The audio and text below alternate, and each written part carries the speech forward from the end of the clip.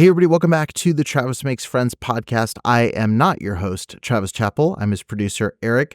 And today is a mashup episode where I've hand-selected a couple of clips that I think you're really going to enjoy.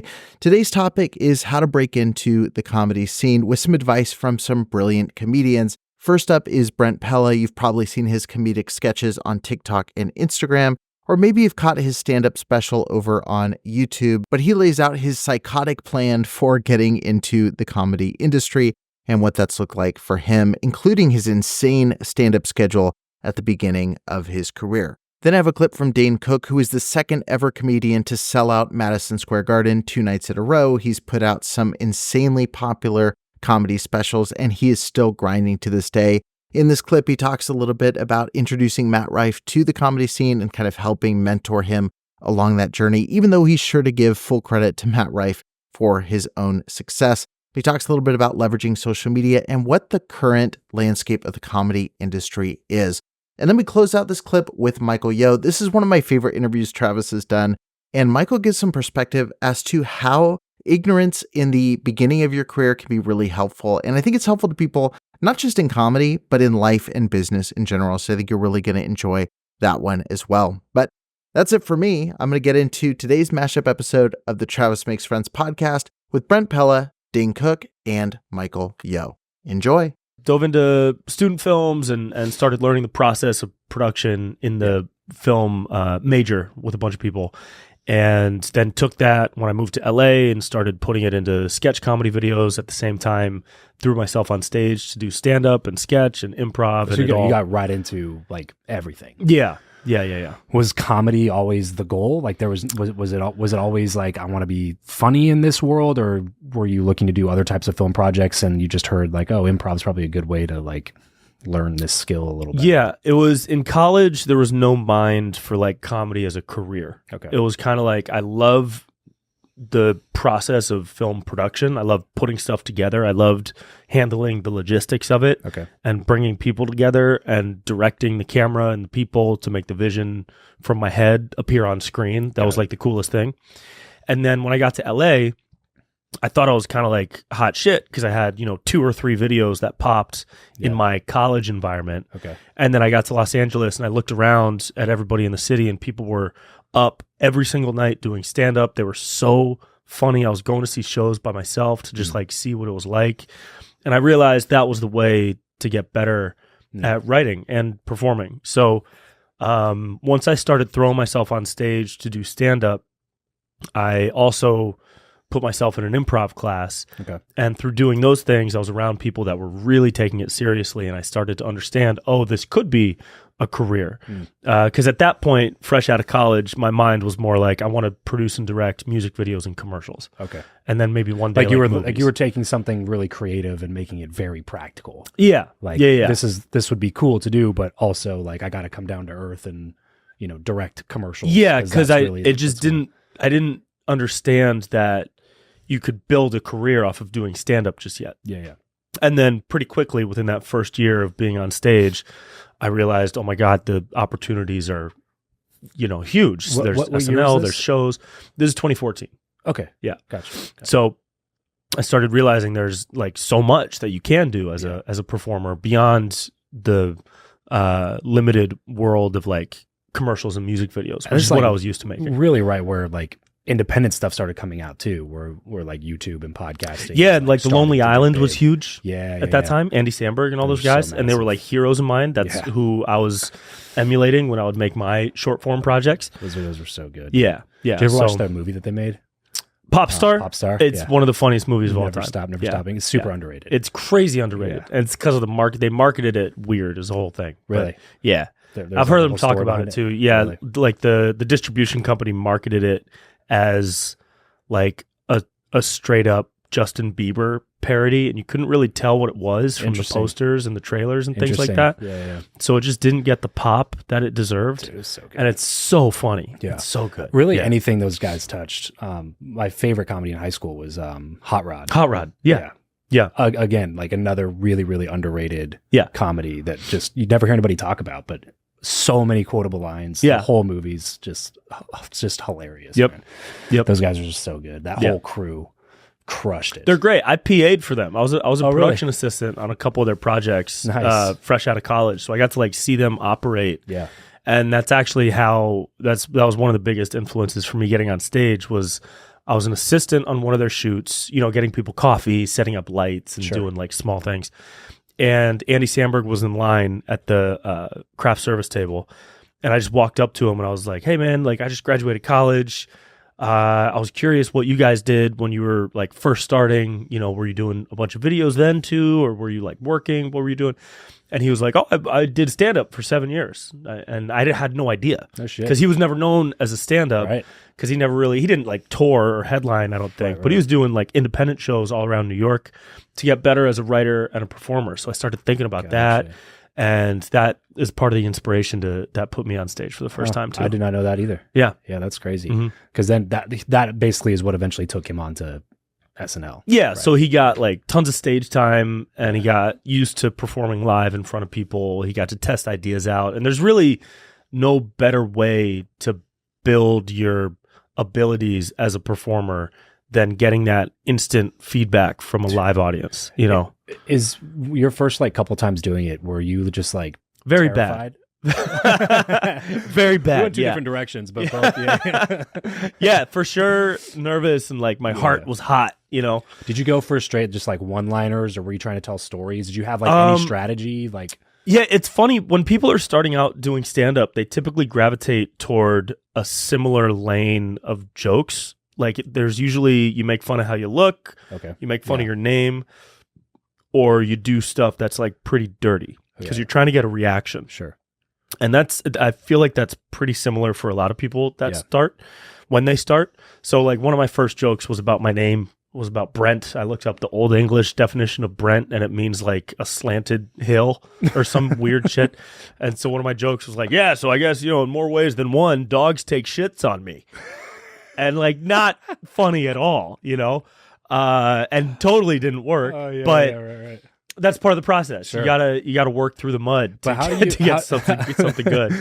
How do you know? Because I've heard this from a bunch of different comedians. How do you know, like, if you just don't have it versus like I just got to keep working and like in you know working out the kinks in this, you know? Because I know that I got something here. You know, like does it like how many performances in a row do you just bomb before you just go like maybe I don't? So many, but But I think I have a theory that like every comedian when they start, every stand-up comedian is you have to be naive if you want to eventually succeed. That's what I think, because if you have enough self-awareness to know that you're not good, then you're just gonna stop. You're never gonna get up there. Yeah. But if you have the naivete to not have self-awareness and you think you're really good even though you're not, then eventually you'll become good just by the process of repetition. So I was having tons of fun. When I was starting, I also had a really innate sense of competition, like an unhealthy sense of competition that came from sports and playing basketball my whole life. So I sucked. And I was like, I don't want to suck. Like sucking. I don't like sucking. Right. And the stage felt like a court to me where I could choose how often I was getting on stage.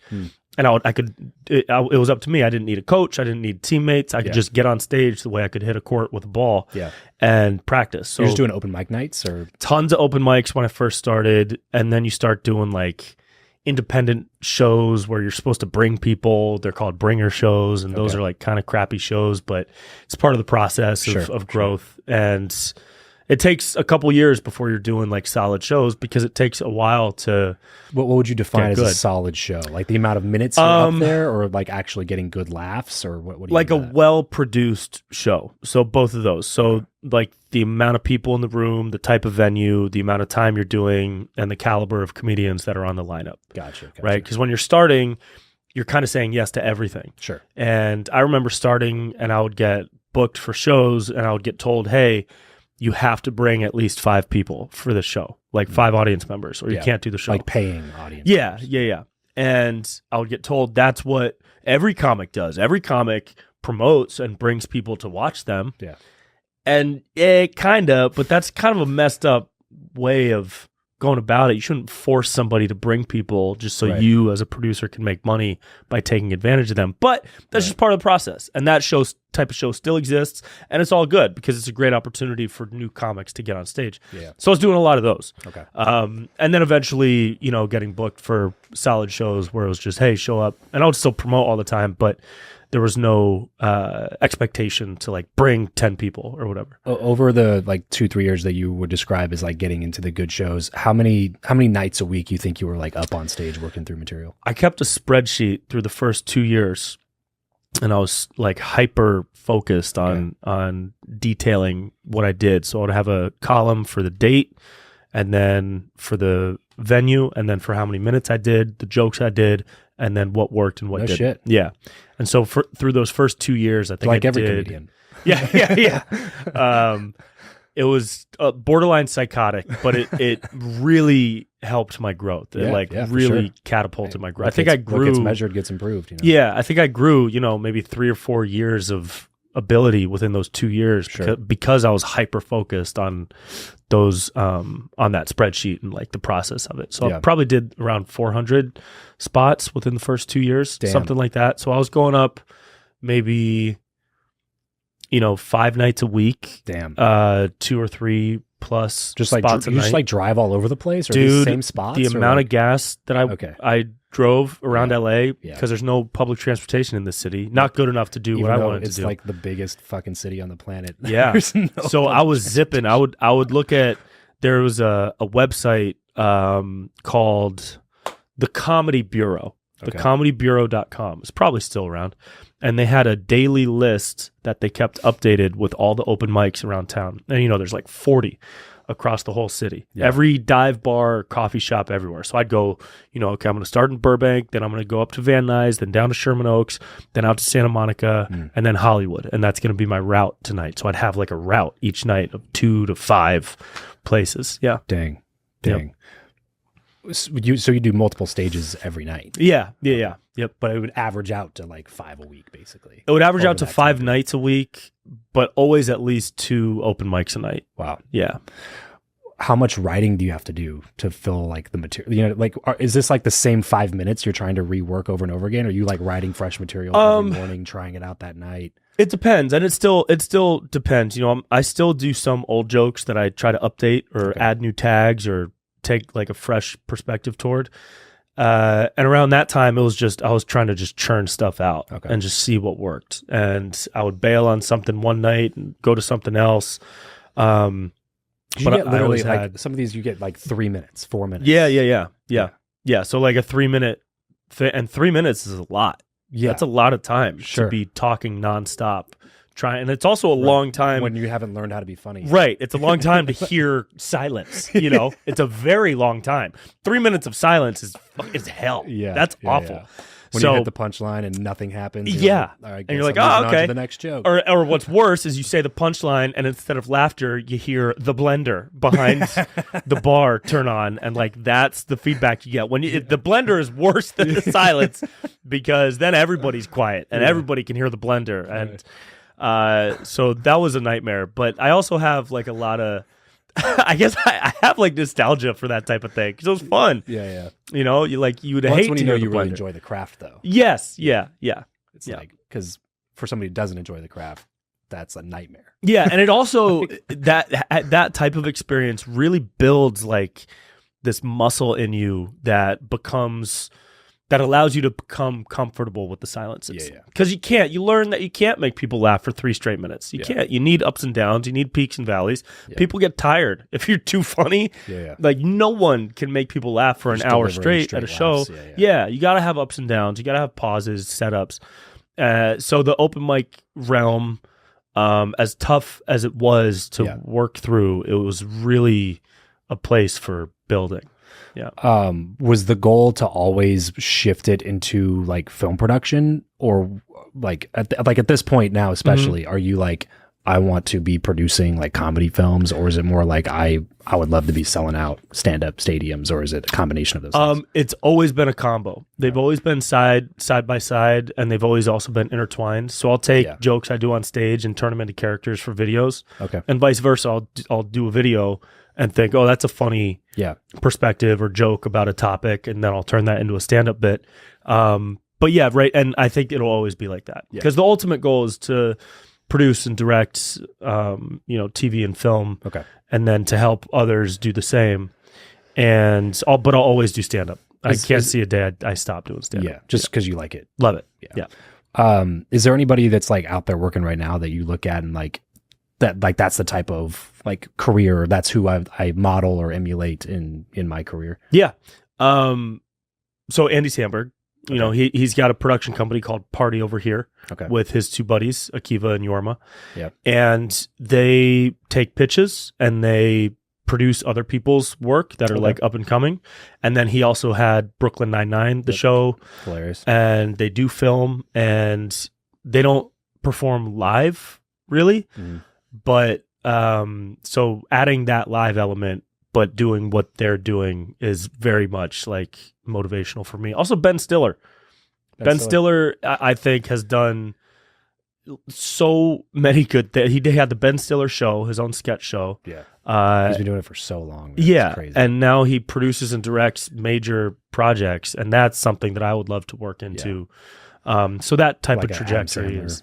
Yeah, and Sandler, career, and bring all my buddies on to do it. So, yes, what Sandler's doing, because he still tours and performs live, and he makes his movies and has his production company. So his last special was great. Is rad. Yeah, dude. So I went and saw him live. Oh, did you? Funniest live show I've ever seen in my life. Really? Insanely funny. He's so silly and stupid. Yeah. It's so dumb. Like his material is so dumb. It's like watching a 13-year-old just talk to his friends about his dick, and it's just the funniest thing. That was kind of what was so refreshing about his special, was that it was like that's Adam Sandler. It's him. He's never changed. Yeah. Exactly. Which is it was so fun to watch. Yeah, watching like a 56-year-old like telling dick jokes. yeah. This is funny. Like singing stupid songs about like Uber drivers and shit. It was just like, this is so good. Yep. So good.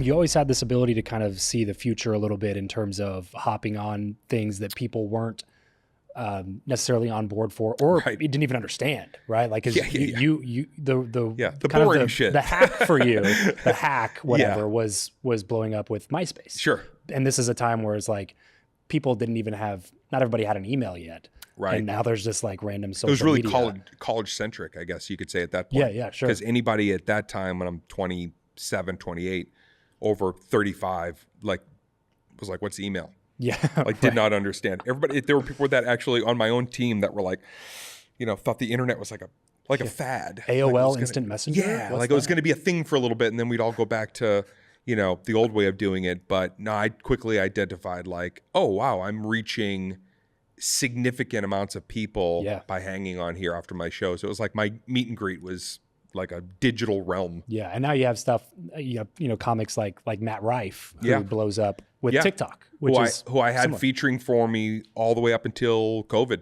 Oh, really? Yeah. It's funny to that, because that was even that was before he really hit, right? Well, I mean, Matt saw me when he was 15. I did an arena gig in his town. Yeah. And he reached out and was like, I want to be a comedian. I said, okay, well, when you graduate high school, come to the Laugh Factory and we'll shoot the shit. I think he came out early with his grandmother. Yeah. And I said, go home, finish school, come back out. And next thing you know, he was, that's somebody who put in the work on their own. Mm-hmm. We all could say, oh, I helped give him gigs, but the reality is he did it. He did it. Yeah. I saw one thing bringing him on the road and the way he corresponded with my fans, which he was earning new fans every night.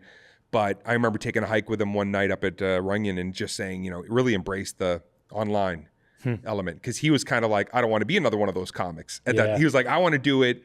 And it was like, no, man, you should really let people get to know you in that way. So my prediction is next year he's going to be the lead dog in terms of the face of stand-up comedy. It seems like he's very much on the way if he's not already there. He's got the pedigree now. He's got the act, 12 years of that.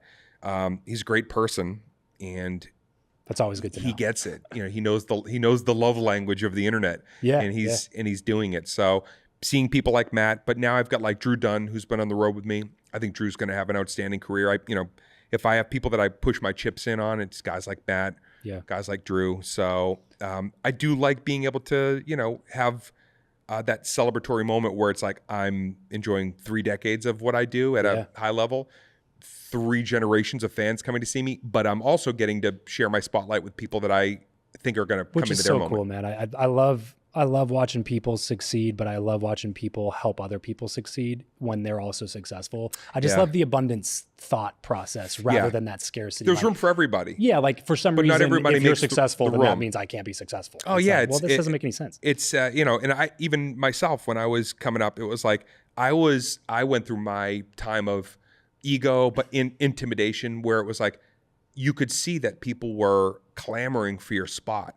So that's the only part that, and again, being able to kind of fortify people, be a mentor in that way. Yeah. Mentor sounds like such a weird word, like I'm teaching you welding or some shit like that. But to be able to be communicative as a peer, yeah, exactly, is cool, because you go, we're all doing the same thing.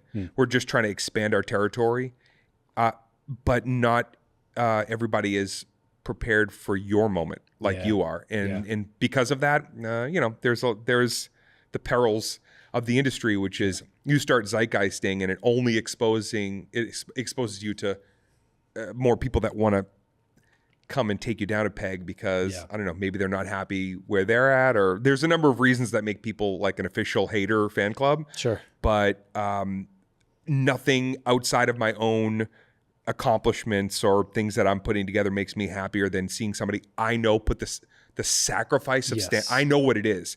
You see somebody as an overnight success and I can go, man, Matt was dead broke 2 years overnight ago. success. Yeah. So to be able to see that, it's like very, it's awesome. It's just really cool to be able to witness that. Just overnight in 12 years. Exactly. 12-year overnight. Yeah. Do you think that anybody could be a successful stand-up comic? Do you think that, I guess what I'm asking is like, is it innate? Is it talent? It's obviously reps, it's obviously skill. You have to work through material, but is there a certain level of like natural ability that you feel like people have to have, or can anybody do it? I think, no, not anybody can do it. I think that first of all, you have to see the world differently. You have to have your unique perspective. There's not too many comics that you can watch and go, oh,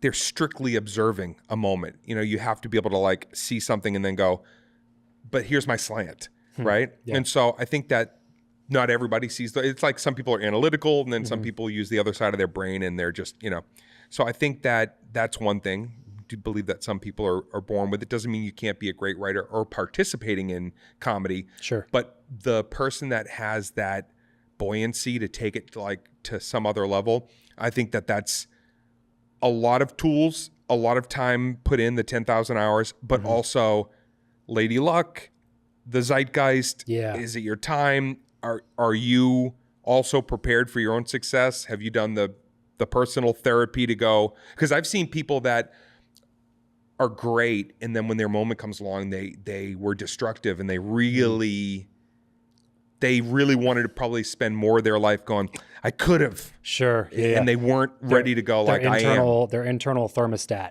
brought them back down to where they feel it's like hard. they should That's be. sad to see. And we've seen that a few times over the years with people. But no, I definitely think that like any professional athlete or a doctor or scientist, you have to put in the hours to where you make it look effortless. Yeah. And a good comic makes it look like they're not a great comic. They're just a person hanging out doing this with a mic. And yet you go like, damn, like I seen him work that piece of material.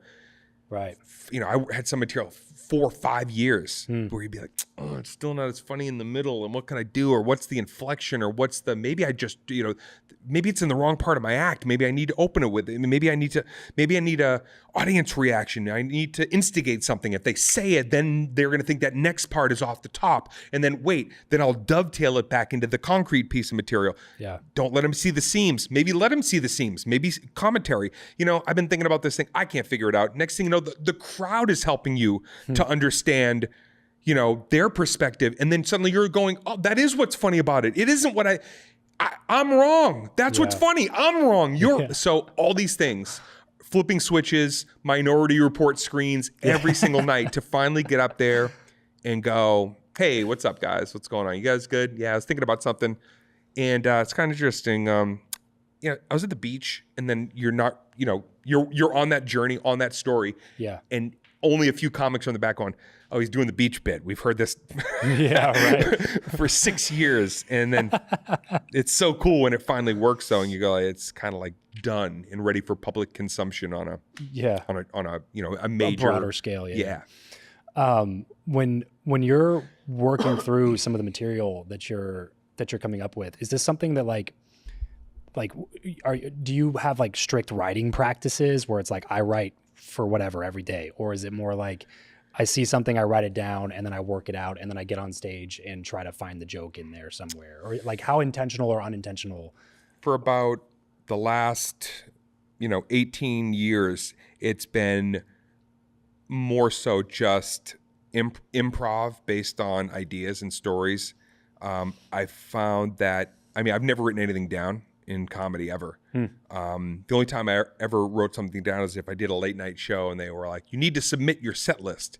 And even then I found that very difficult. Yeah. Because I don't like formulaic, and I start to feel when it's too like by the numbers, I feel very false, even immediately. Even if it was just like, the second time I do a bit and I know I have to start off by saying I was in a car accident and da-da-da. Like, I don't even want to say that every night I'd be like, I was in a fracas in my car, and the next night I'd be like, I was in a vehicular almost.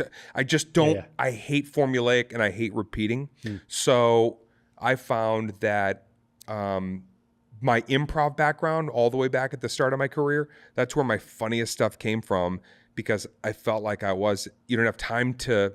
You're not trying anything. You're not being false. You're telling a story in real time, and even though there are little tricks and cadences you start to learn in stand-up, you start to learn little things that, like, I know the crowd likes that. That's my move. When I do that with my hand, subliminally. I knew early in my career there were certain things that, just being from Boston and the way I emphasize something. I remember one night I was like, I don't know, I'm like 20 years old. I'm like, I punched this guy in the face, and my octave, I hit like another tone. Yeah. And they laughed, and I was like, I think they laughed because I said something unusual, but I was like, I think the musicality in that moment mattered as much. That stayed with me to this day. Every once in a while, just randomly on stage, I'll be like, and I am fucking mad. And it's that same thing that reminds you of the musicality. And so you learn your little, tricks and all that. But for me, once I took away having to lean in on the story, when you tell a story at a party and people laugh, if you go to another party a month later, you're not trying to tell the story the same way. You're trying to tell that story for different people. Based on who's listening. That's right. Yeah. And you're reacting. And so I started building about 18 years ago. My stand-up was like, I'm going to really, I really look at people. I look, and sometimes I'll pick one person like yourself, and maybe you were pretty close. You were right up front the other night. Yep. And you saw that I'll pull a couple of people in, and they're like my anchors. Yeah. And I'm kind of like really looking into your soul at that point, because if I see you go like, remember the girl with her arms crossed and she wasn't feeling it, she wasn't having it. And I can look at that and I go like, that's making me feel something. Yeah. That's making me feel something very real. That's what I should be reacting to. Yeah. Not just, let me do it the way I did it last night. Well, at least you can do the crowd is uncross your fucking arms. Right. Yeah. Whatever that way, like, and then suddenly she doesn't know what to do. Yeah. And it makes me feel awkward. And now I'm taking the piss out of myself because I'm like, oh, this girl, I'm not funny, but everybody else is cracking up. It was the perfect, kind of House of Cards moment where everything starts to fall apart and together. Yeah. Well, because it was the last thing that you did, like before you walked off stage. That's right. Because I was sitting almost directly across from her, so like if I wasn't purposely looking up at you, like my natural eye line was going directly to her. Right. So I was watching her the whole time and kind of was thinking the same thing. And then when you called her out on it, I was like, that's hilarious. Because it's what people are thinking. It's obviously what you're thinking. She's right in front of you in the front row. Right. You can't help but like see that this person is not being But it was also so engaged. Opposite to two couples that on either side of her were having like they were loving this engagement, this moment. Yes. They were almost bouncing that. Oh, the Price is Right guy. Yeah, I'm interacting. And so my natural reaction is like, all right, where am I not great. I always am looking for that Who am I not equalizer winning right now? Yeah, it is this one right here, and that's great for everybody because that's letting them know I'm very aware. Yeah. When it's not working as well as I'm aware as when it's working. When So you that feels opened with good. the ladies of the night joke, Ladies of the night. she immediately was like, no, I don't like she this wasn't guy. feeling it when I was talking about the Boston ladies of the night when I used to perform for the prostitutes and the Wigwag. pimps Yeah. back in the combat zone of Boston. But again, that's what you're looking for in comedy. You know, even though your fans ultimately will come out and see you. You're not growing if you're not seeing those kinds of reactions and going, all right, I'm doing something very different Flipping tonight. some And people. yeah, Like, no, definitely. You're like you're in a constant disassemble and reassemble as a comic. Right. And like I said, always looking for that thing where you go, how can I play upon the things that now I know? There's some comics, you ever see the comics that like really laugh at themselves a lot? Yeah. You know, that's a trick. That's you know, that's Bert Kreischer. Bert. that all the I mean, but Bert, I would actually say, but Bert that is so authentic. I was gonna say it feels very, very genuine. I don't think that's contrived. I think with Bert, that's a general. I know Bert a long time. Yeah. He's one of the few that I wouldn't say, but there are other comics where you'll hear them laughing and you're like, you're telling the audience the to laugh crowd right now. knows that it's a conversation even in that moment. But I'm going to take Bert off the table because I think he's so wholly original. So but most people, it's like those little tells, those little tricks. Sure. You know? Yeah. Or they have like they'll say a joke, and I kind of catch this with certain people where they're giving a signal that it's okay to laugh. Like that was the punchline. You may now laugh. Yeah. You know? I used to watch comics like when I was young, and I would find all their things. Like I could, you know, a Dennis Miller would always end a sentence to go, well, he would just, everybody has a little like, thing now, that once exactly. so- just little things that they do. And the Johnny Carson used to do the thing where he'd go up on his toes. Oh, okay. And that was time to like, laugh, oh, it's everybody. subliminal. That's the funny part. Right. Yeah, exactly. Ignorance played a big role in my comedy career. Okay. First time I went up, like in comedy, you're supposed to do 3 minutes, and then 5 minutes, and then you go to 8 minutes, and then you go to 12, then 15. And that's how you grow as a comedian. I never knew those rules. And sometimes when you don't know the rules, when you're ignorant to the rules, you just kind of make your own. Yeah. The first time I ever went up, I did 15 minutes. I didn't know you weren't supposed to do that, right? Yeah. So How did it go? great. It went amazing. I got off stage and I go, this is what I was born to do. I called my mom and told her that. Wow. The next night, the owner saw me that night of the Miami Improv. I'll never forget. He goes, that was really your first time? I go, yeah. He goes, all right, you're going to open up for the Wayans brothers tomorrow night. Sean and Marlon Wayans. I go there. I know them, so it's cool. And they said, watch for the light. Get off when the light comes on. This is my second time ever performing. I don't even know what a light is. So I go way long again. I go back there. Mom was like, what the fuck you doing? Didn't you say what? But he was joking, right? Yeah. Because it went well.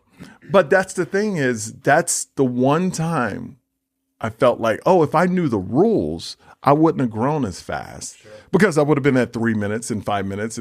But I didn't know that. So I was like, let me just go out and do 15 and make it work. I'm not saying it was great, Sure, yeah, but yeah. it wasn't bad. Yeah. You know what I mean? Well, that could be a formative experience. If you just go up and bomb for 15 minutes. For 15 minutes, yeah, I wouldn't have done that. Maybe I don't call my mom after this one. No, Yeah. exactly, exactly. But it's I do think sometimes when it's all laid out in front of you too, you can get lazy. Sure. 'Cause you're like, oh, this is what I do. You know, this is going to be simple. And that clearly happens to a lot of 100%. people who had a lot of those examples, to your point. It's about passion, man. It really comes down to passion and how much you want it. And we all kick ourselves in the ass sometimes and go, yo, why am I not? I need to go. I need to go. I need to Sure. go. You know, like one of the most motivating things about living in Las Vegas to me is I love David Goggins. And he lives right down the street from me. Yeah. So I'm dropping my kids off, and this dude is like that's running beside my car. And I was like, man, I feel like a loser. This dude it's is his running. 34th mile. Yeah, this dude is running beside my car. I feel like I should be carrying my son on my shoulders, running to school. You know, Running since 2 a.m. yeah, right. And I'm like, this dude is living what he's talking. Right. I'm watching it every single morning. Yeah. This guy is running. This guy is doing what he's preaching, and that's what it pumps me up so much. Yeah. Like I've listened to both of his books, and man, he's so inspiring to me because he's not just saying it. Like my dad said, don't talk about it, be about it. He's being about it because I see it. I remember I was driving to the gym one day, and this dude ran past my car at a light, and I go, I'm driving to a gym. And this dude just ran by my car. I'm in air conditioning. This dude's just like, you know, and it kind of pumped Still me like up. wiping out the sleep. Yeah, right. And I'm like, God, this is, and that pumps me up so much to see somebody like that really is living that life. Sure. They preach. Because a lot of people, just to sell books, they'll say something. They don't live it. This dude lives it, you know. Absolutely. No. Yeah, which is why he's gotten as popular. As he's gotten. And it's genuine. It's real, you know, and that's what I love about him. I love him. You talked about coming up with material a lot from like looking at your past, looking at your personal life. Is there anything that you hold as like almost sacred that is, you know, I'm not gonna talk about this. On stage? Nothing. Now there's stuff I won't talk about like in my next special because I'm putting together another special. So there's stuff like, oh no, I don't want to talk about that now because because the way I do my stand up, and I got this. I remember because Joe Coy started me in comedy. He's my mentor. Okay. And our whole thing is for us and storytellers, if you ever sit down to write a joke, stop. If you sit down to write a story, that's where you want to be and heighten that story. That's where I live. Yeah. You know, because for me, this is just for my comedy, and I'm not disrespecting anybody else. I'm talking about myself. I want to be a real life sitcom to people. I want them to, like my first special, my son was 3 and my daughter wasn't even born. On my third special that I'm putting the material together, my son is going to be probably 6 or 7 and my daughter will be 4, you know, and I did one in between. So I want people to fall in love with me and my family. I want people to watch a special and go, that was funny and I love his family, rather than I like that one joke. Yeah. Because this is my personal experience.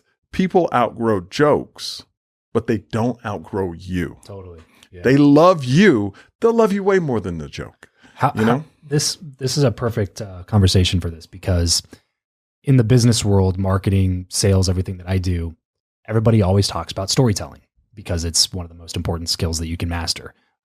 Because it comes down to one of the most important overarching skills that anybody can master is communication, the ability to move a crowd of people to do something, whether that's your team and they're your employees and you're trying to motivate them to move toward a certain goal in your business, or whether you're doing stand-up comedy and you're just trying to get everybody to laugh and have a good time. The ability to affect people in a way to move them from this point to this point to this point. Can you give us like a couple of, I don't know, tips, tricks? Kind of makes it sound like, you know, parlor tricky. I'd like, give us like a structure that you work through when you're trying to write or tell an effective story. For me, I try to tell stories that never attack, but are very true and honest. Like the whole water fountain joke. You know, I would never drink out of a fountain. That's disgusting. That literally talks about how bad white people treated my grandfather and my father. And it's like real heavy material. Heavy, but people are laughing because I don't say, and white people, you know what I didn't say that. I don't say that. I just go, my grandfather was born in 1902. Went through injustices you couldn't even imagine. Guess who's feeling that in the room? Black people are feeling they're saying that's messed up. White people are going, yo, that's messed up. But they know who caused that. And then when I go, my dad went through segregation and not too long ago had to march to drink out of water. Black people going, that's messed up. White people going, we did that. That's messed up. But I'm not blaming the white people in the room, but we're all on the same journey. Yeah. And facts are facts. Facts are facts. And everybody's, because they're from my family. You can't argue this. Yeah, It's right. it's my story. It's my family. And then when I go, I would never drink out of a water fountain. That's disgusting. What that does, and that to me, that's a perfect joke. Yeah. Because it takes you through a journey. It makes you feel something. But then it's almost like you pop a balloon. Totally. And It's building everybody- tension the whole It builds time. tension, and then everybody laughs at the same time. Yeah. Basically, by me going, I would never drink out of a water fountain. I take the blame off of everybody in the room, and I take the hit for everybody to laugh at the story. Right? So good. that's to me, that's kind of like storytelling. You like, I love the moments. I remember I was in a room with Dave Chappelle, and he said, sometimes silence is better than a laugh because they're listening. And he goes, it's so hard to get a room full of people just to listen. But when it's quiet and they're engaged and you see people start leaning forward to the story, I love that feeling. Yeah. And when I go through that story, like I didn't say it like I say on stage, but it gets serious. I get like, my grandfather was born in 19, I get serious. And then when I hit that punchline, the room explodes. Yeah. Yeah. And I proved my point. I've historically gave you a story that's fact. Different color people in the audience went through their own journey and how they were affected by that. But then at the end, I don't blame anybody in the room. Yeah. And I don't empower anybody in the room. Yeah. I don't say black people are right or white people are wrong. I go, I would never drink out of a fountain. So I think The arc brings it back to you. And brings your it back own experience. to me, because I'm not trying to make anyone feel bad. I'm trying to let everybody know how it was. Yeah. Now, that's what I feel like that's my strength in comedy. And when I write a story, that's kind of like my formula. I want to inform people, but at the end, I don't want to blame, unless it's you. Unless I'm writing a very current joke and it's not about my family or me, and it's about a certain group, then I want you to take the blame on that one. Yeah. But that's really not my comedy style either. Sure. But, but now looking through my kids' eyes, them being mixed, it's kind of like I'm at this weird point where it's like, oh, should I say more?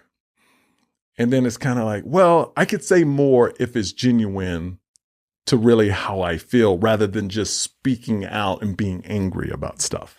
Because you don't win like Instead that. of going on like a rant that I don't makes an wanna entire group feel bad. Yeah, I would rather go, you know what? I got kids and I'm seeing this happen.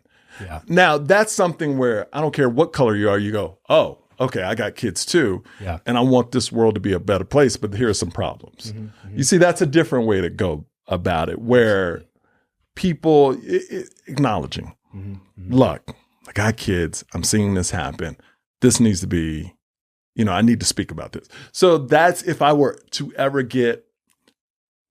talk about those trigger topics or anything, that would be the way into it. But I would have to feel authentic about it too. Sure. And not like I'm just, I tell you, like, because that does nothing. Yeah. I love that. Sitting down, don't sit down to write jokes, sit down and tell stories, because that's really where it is. And I would just say, be authentic. Yeah. When you tell, and be honest. Yeah. Like, I see so many, I'm on the news so much, like when I go to different cities and I see great newscasters and I see people that read the news with no empathy. They're just reading a teleprompter. And the people that are in the big markets, a lot of them can read that teleprompter, but you actually feel like they care. Sure. You know what I mean? And that's the difference in story. That's great storytelling. And then there's some that are just telling a story. That's a big difference. It's a big, Absolutely. It's a big difference. And there's not a lot of the like the Mitch Hedberg joke. Like I love Sam Morril, Mark Norman. Yeah. Right. But I feel like they're great. They're great.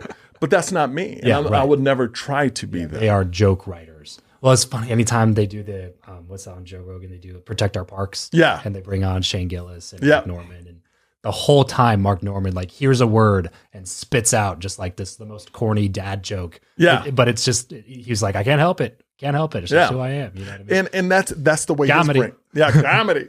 That's the way his brain works, right. you know. And it's interesting because different people, different comic styles. Like me, I could never be that quick, and I respect that so much. Yeah. But I'm a dude that would like sit down, see something happen, and create a 10-minute story about it, and give you every detail, but make it funny. You know what I mean? That's Dave Chappelle is phenomenal. Mastered and rewritten the art of storytelling, it seems. It's pretty amazing. I was listening to his, I believe it was called 846, the one about George Floyd. And I was on, I forgot, Spotify maybe, but this is the one that wasn't on Netflix. This was his practice show.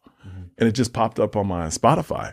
So this is the one where he practiced the material. Yeah. And it was different than the one in the special, where this is the first time he ever talked about it. And he goes, well, I have to see if it works, you know, and it was interesting to hear him work it out. Yeah. You know, where a lot of stuff didn't work that worked in the special. But that's what I love about comedy. You got to try it. And this is why I love comedy more than any other profession. You actually have to do it to know if it's funny. You can't assume it's funny. Vulnerable part. It is. It's the most vulnerable part. Yeah. I remember, like, this is the difference from being a comedian and a host. I used to go into castings as a host, and they would go, oh, you're a host. Go ahead. Do your lines. Mm-hmm. Now they go, oh my God, I saw your clip, or oh my God, I saw you here. Mm-hmm. You're so funny. So excited to have you in this casting. Go for it. Yeah. Just the respect level of if you're a good comedian, because the industry knows that's the tough. You by yourself on a stage entertaining people for an hour. It's the hardest thing to do. Yeah. No production, but it's just you. And now, and in the industry, they know, actors know.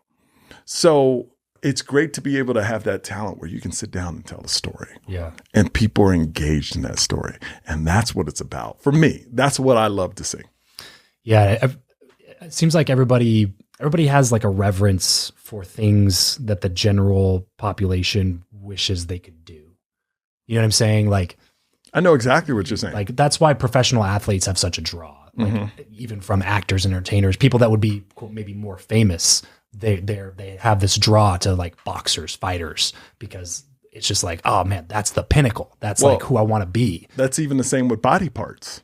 Sure. Like anytime something's hard to obtain, yeah, that's what becomes popular on the body. Yeah. Kings used to be fat because they had all the money for food. Right. And everybody was starving. Yes. So everybody wanted to be fat because that showed wealth, you know? Then it became, big lips because not a lot of people have big lips. Then it became big butts because that wasn't normal. So you actually had to pay to get big butts. Yeah. So things that are hard, like in the 50s or 60s, it was super rail thin. Totally. Was the look because it was hard to obtain. Anything that's hard to obtain, what becomes popular. Yeah. Now it's fitness and six pack and tone. And, yes. Yeah. You know, and it's being in your 40s, going to CrossFit, and like that's popular. So it's like, well, I got to do it too. You know, and I think individuals like me and other people are like, nah, we're good. That's why I think it applies so much to comedy. Yes. Because I don't think there's anybody that you could find that could be like, nah, I'm good. You know what I mean? Like a lot of people are like that when it comes to a six pack or whatever. Yeah. But like with everybody wants to be funny. Yes. Everybody wants to have that like just magnetic attraction of being able to control a room of people and elicit one of the most joyous responses that you can possibly elicit from that room. It's so amazing. I used to wonder, like, I had friends before I started headlining. They would come back from tour so tired. They go, all you did was perform. I mean, come on, right? But I believe in energy. And I think it's a transfer of energy. Like you're going into a room that a lot of people have bad day. Yeah. Terrible days. Some of them okay. Some of them like, all right, make me laugh. So that energy has to go somewhere. Yeah. So I really feel you're putting out all this energy and you have to take all their energy. And I think that's what gets you so tired. And I think that's why so many comedians are not happy, because you go from, look, if you do 2 shows in a night, you go from this high of being on stage, then you got to hit a low of between shows. Then you got to get it back up to a high, and then you're in a hotel by yourself. like me. Or you hit that low in the hotel by yourself. You're like, I got to go out. And then a lot of comedians just stay out and drink. Right. So it's almost like this chasing the high again. Yeah, it's this crazy roller coaster ride. So now when I understand when comedians say they're depressed because you're in a city by yourself, you felt like a rock star in that venue. But then outside that venue, you're alone. Yeah, you're just a guy. You're just a dude. Yeah. You're just a dude or gal in that town. And that's why I mean, I'm lucky where I bring friends now because it's just, it's a very high and low thing, you know, and it's very like exhausting mentally. Do you do anything on purpose to try to combat that type of stuff? I try to stay busy during the day. If I bring a certain group of comics, what I'll do is like, I'll book a tour for like, if we perform Friday and Saturday night, Saturday, like in the afternoon, we'll do a tour. I'll get a car and the car will take us to all the sites. Because I also want to learn something. If I'm in a city, I might as well learn something about that city. I'm at this, it's weird. Like when you're young, you don't want to learn anything. Then when you get older, it's like, oh, let me learn something about this city. Yeah. You know what I mean? So I like to do that. I like to go to restaurants, local restaurants. I like to see things that locals see. So I'm really big into that right now.